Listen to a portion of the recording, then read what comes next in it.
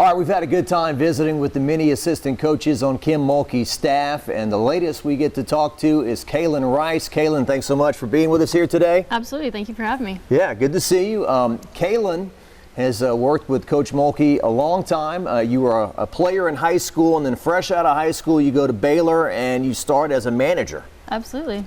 Yeah, grew up around the game, grew up around sports, and I actually was teammates with Coach Mulkey's daughter in high school and became good friends with her and just saw Coach Mulkey from afar and what she was doing at Baylor. I knew that I wanted to get into coaching, and I couldn't think of, a better opportunity than to start working for her right out of the gates.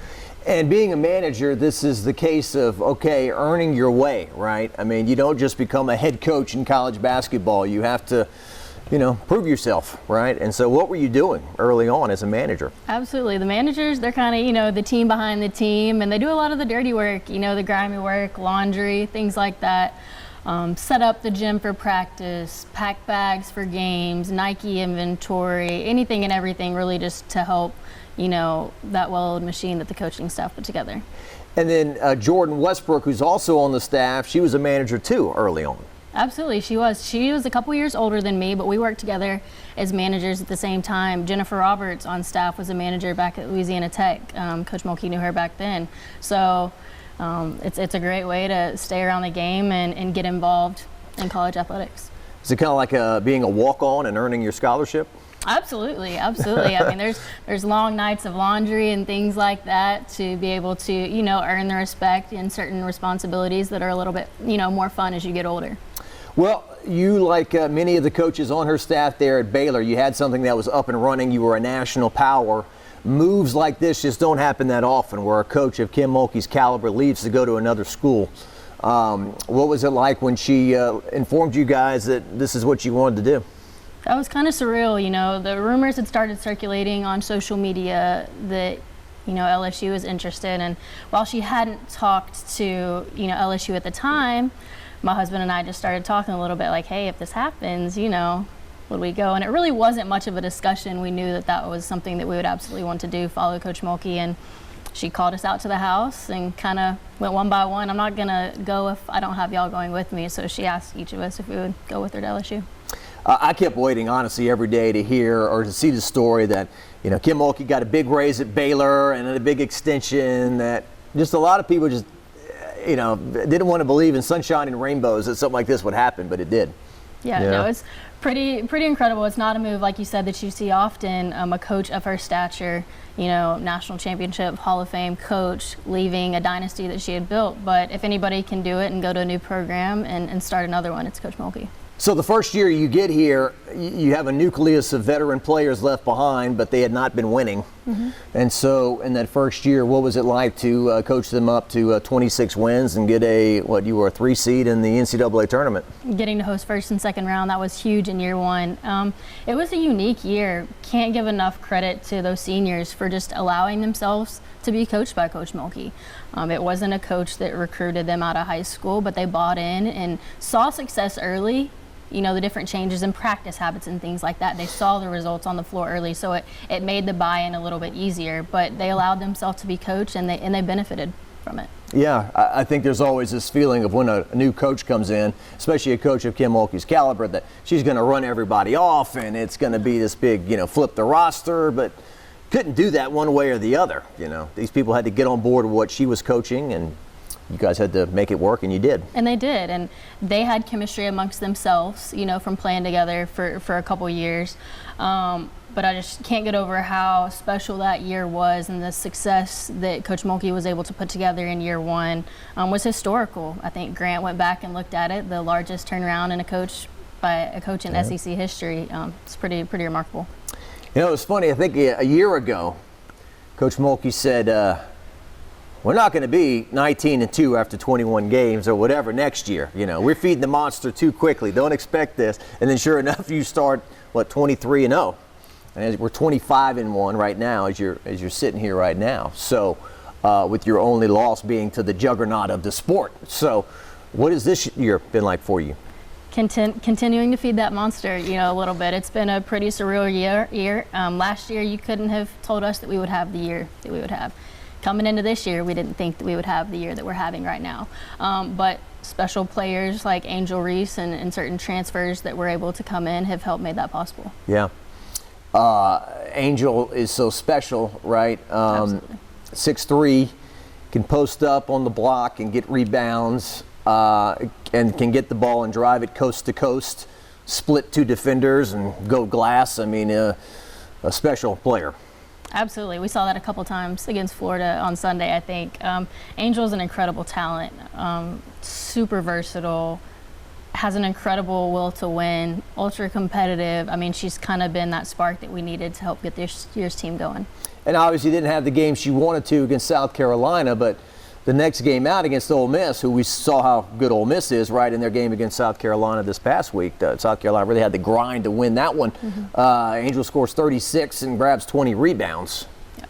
I think the South Carolina game motivated her in a sense, and she doesn't want to have that type of letdown again, personally or for her team. And so I think you saw her respond the way that you want to see an All-American respond to a game like that. And Coach Starkey, before the game, told me, he said, nothing bad is going to happen with LSU basketball today. We're either going to win or we're going to find out where we're at. You know, a national champion was not going to be crowned in Columbia, South Carolina that day.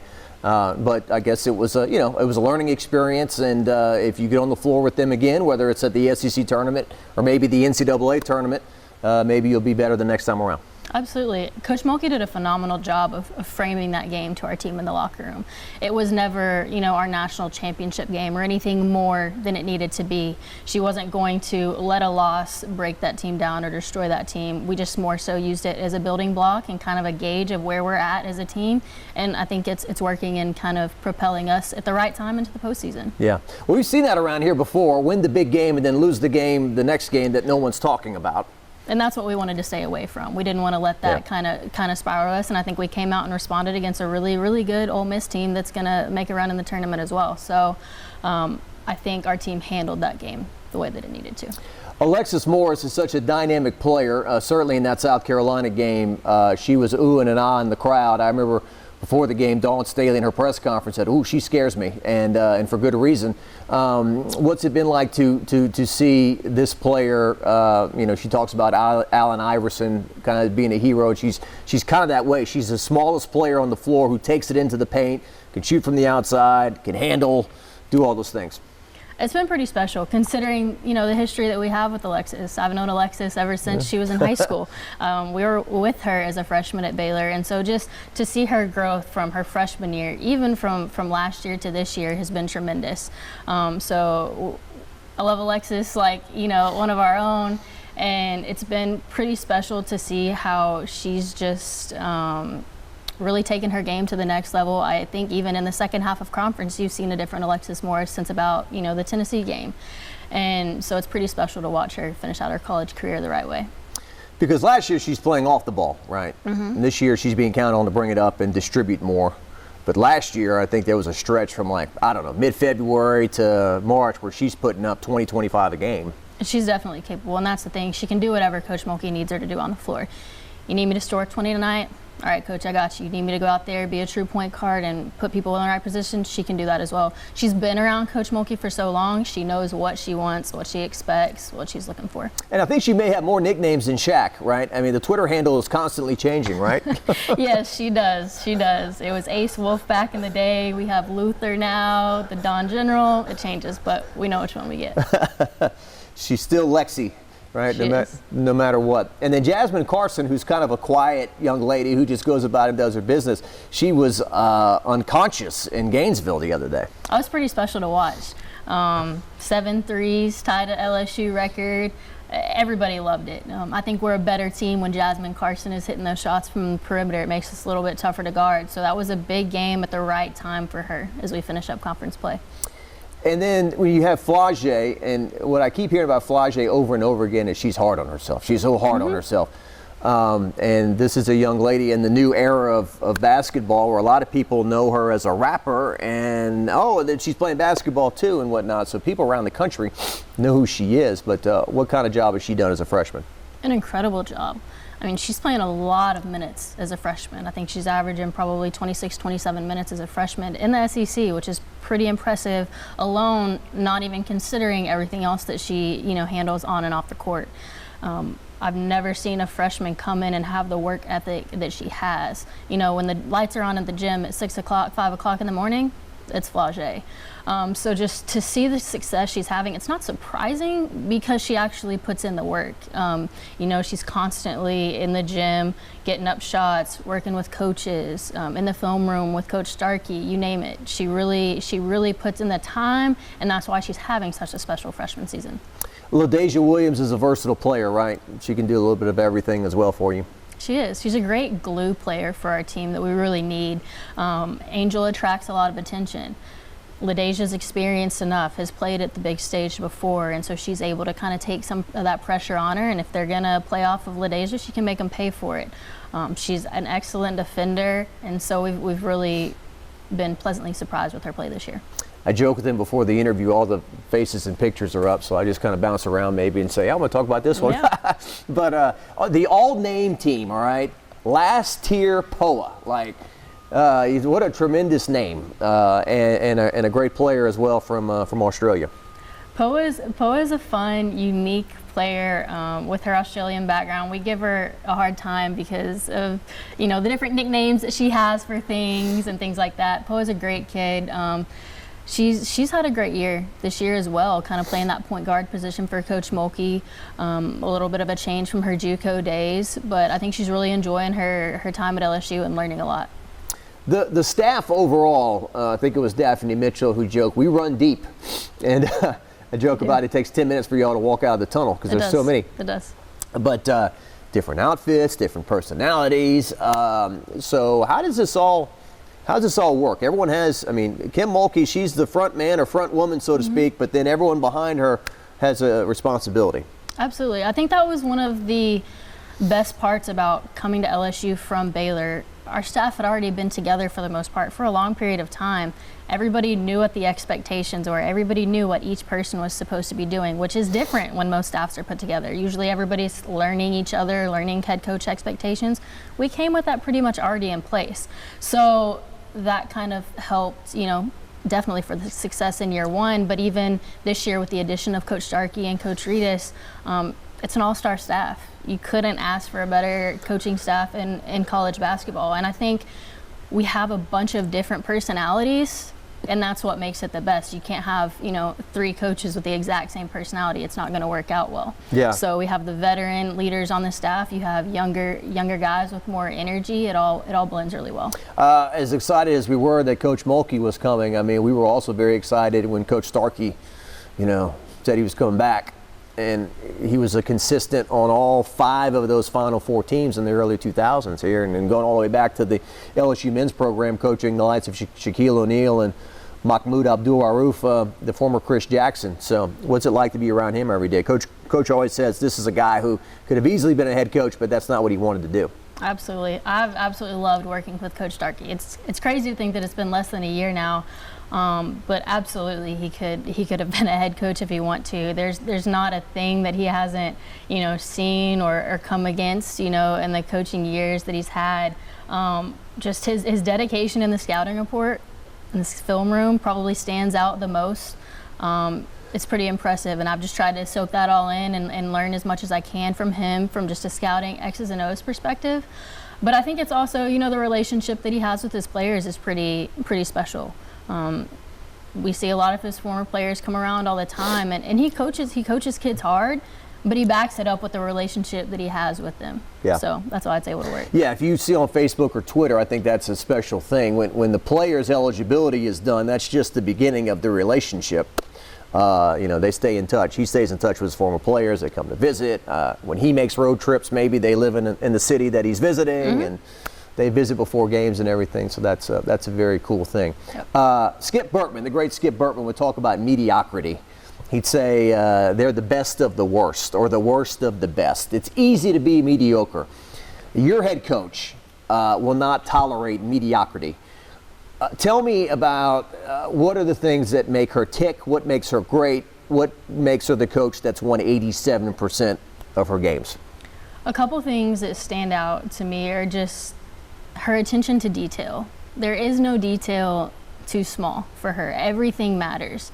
And across the board, from coaches to players to managers, everybody's held to the same level of expectation, and you always know what you're going to get from her and what the expectation is. And I don't think that's the case at a lot of places. So there's a sense of pride and accountability when a manager's held to the same level of expectation as a coach, and that's across the board. And so everybody knows what the expectations are. There are no secrets, and I think that plays a large hand in her success that she's had over the years. Not to get too in your business, but can you remember a time where she let you have it? Oh gosh. Absolutely. I'm trying Yesterday? to think. Yeah. Last night, you name it. Trying to think of a good one.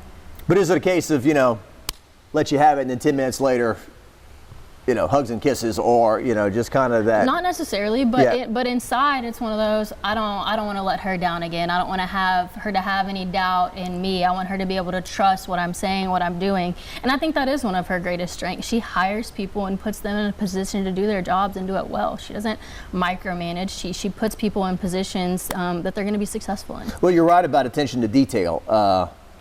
Earlier this year at a press conference, I asked her a question. And she said, Jock, I got a memory like an elephant. You asked me last year, and it was at the Raging Cajuns game in Lafayette. I had asked her something, and she remembered it from then. Oh, yeah. She's not going to forget, that's for sure. She pays attention to the media, like who's showing up on, an everyday occasion and all those kind of different things. So she fights for things that a lot of people or head coaches wouldn't spend their time on.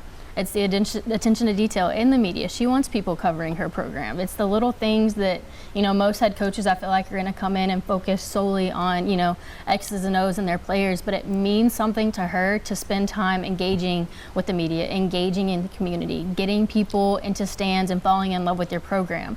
That's what she does that a lot of people don't take the time to do. I think she's got something on her desk that says what some people call griping. That one. I call motivational speaking, yeah, or something like that. Yeah, there is that, back in the Sue Gunner days and stuff, you pretty much told, you're lucky to have what you have and don't complain. And, women's sports were so disrespected. And I think she was part of that as a player and as an assistant coach, but, the people that fought and these days, the salaries and the facilities and whatnot, they're hopefully on par with the men, right? Absolutely. And I think you see that the flip side of that is that there is interest and people are falling in love with women's basketball. How many sellout crowds have we had the past 2 years here at the PMAC, or, on the road in South Carolina? I don't know how much you've gotten to see on the road, but when we play at away games, the crowd hanging around after in the gym to see our girls get autographs, take pictures, it's insane. The demand is there for women's basketball, and LSU is here to support it. Well, the years before you came, obviously there was COVID and some other things going on, but Skip Urban also said mediocrity. The good news is nobody cares. The bad news is nobody cares. Yeah. And so when you become the hunted, so to speak, and they're looking to print a T-shirt if they beat you, right? Absolutely. Or put it on a billboard or whatever the case may be. You're getting people's best shot every night because Kim Mulkey and her Angel Reese-led team are coming in to play you, right? Absolutely. I think the script has been flipped in the last 2 years for sure, and it's continuing to trend upwards. And so it's pretty special. And you said it, we kind of are becoming the hunted now and taking everybody's best shot. I don't think there's a doubt at that if you look at how teams play against us. So it's been pretty unique. And the PMAC crowds, like you said, and I talked to other coaches about this too. We can say, well, I give the same effort if there's 15,000 or 15. But that's just not the case. The PMAC crowds have been insane. We had great season ticket holders and crowds at Baylor, but it's just a different level here at LSU. They're so loud, they're so rowdy, they're on their feet. Cannot get over the crowds that we have in the PMAC. Even in the fall where it might be 8,000 versus 15. They are loud and they show up and they hound the opposing teams. They make it fun. Yeah. And I can't say enough about our students. Goodness. Yeah. I think we average more students than a lot of D1 colleges average for their total attendance. Yeah. No, they've gotten on board with it. I love the Kim cutout that they shake, and she's doing that. Mm-hmm. It's good stuff. And yeah, to your point, just even the other night when you played Ole Miss, it was a K-Yow game, the pink game, and I looked around and said, oh, this is kind of a smaller crowd than what they've been used to, and then I caught myself like, they've raised the standard so high to what a big crowd is that now I'm kind of saying that 8,000-9,000, it wasn't a lot. Absolutely. So, yeah, 8 o'clock game. The weather was terrible outside. It was miserable, and still all these people came down. They did. It was pretty special, and we'll have an amazing crowd on Sunday, last regular season home game, recognizing our seniors, and then we should be able to host first and second round, which, as we saw from last year, our fans will come out for that. The seniors are Alexis and it'll be LaDeja and Jasmine. And Jasmine. So and Emily. Emily Ward. So 3 of your starters, and Emily's been a huge part of the program as well. So it'd be sad to see them go. But like you said, you should be playing at least, you have 2 rounds, get to host 2 rounds of the NCAA. So after the SEC tournament. So we got them for a little bit longer, thankfully, but they've had a great impact. Even though some of their times might have been shorter at LSU than others, it's been pretty special to have them as Tigers. As we wrap here, the stretch run, you don't want to put too much pressure on players, but as Coach Mulkey has said, we haven't accomplished anything. We've won a lot of games, and as we're sitting here, you guys are 25-1 plus 26. Math, that's 51, Grant? 51-7 for Coach Mulkey since she's been here. Inheriting a team that was 9-13 the year before. So obviously winning at a very high clip, but then March Madness is ahead. How do you attack March Madness but you don't put too much pressure on them that they, can be loose? I think you've heard Coach Mulkey talk throughout this month about just the February grind. Players are tired of each other and practice and you name it, but you got to get through it. And the teams that can survive February are the ones that are going to have success in March. And I think we've kind of rallied behind that approach. And once March comes, you have that little break before the tournament, and I think that our squad will come out rejuvenated, excited that they get to play in front of their fans for 2 more games.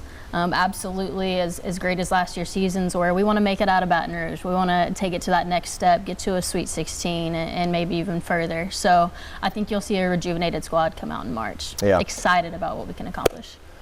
And some people may just say simplistically, well, they start the season in November. No. You guys are like playing pickup games and doing stuff in June, July. I mean, it really is a 12-month commitment to what you're doing here. Absolutely. It doesn't ever really truly stop. Coach Mulkey does a good job, though, of not burning our girls out in the summer. She gives them time. She'll step back a little bit. As soon as the season's over with, they need a break. They need to finish out their studies the right way. We don't put too much on them while the spring semester is still going on. But once summer school starts back up, they're back in the weight room with Thomas. They're back on the floor for individual workouts. They're building that chemistry with newcomers on campus. It truly never does stop. Yeah, and Flage's got a tour too, Grant. I mean, she's got to hit a few cities. Flage has to take care of business in the summer while she can, because during basketball season she's 100% dedicated to this. She doesn't miss to go on tour or any appearances or anything like that. She might be able to squeeze some here or there, but she's so dedicated to basketball and what she does. She needs to take some time in the summer to take care of her music. Well, the America's Got Talent thing, that just so happened to line up perfectly. We all had a break or something like that. And so we had a random couple days off. It was the last little stretch of off days before the season started, and she was able to make it work. I think she had already actually told America's Got Talent no, and then she found out that we had those off days and was able to make that happen. All right. Anything else you want to add? No, thank you for having me. All right. Kaylin Rice, appreciate your time. Thank you.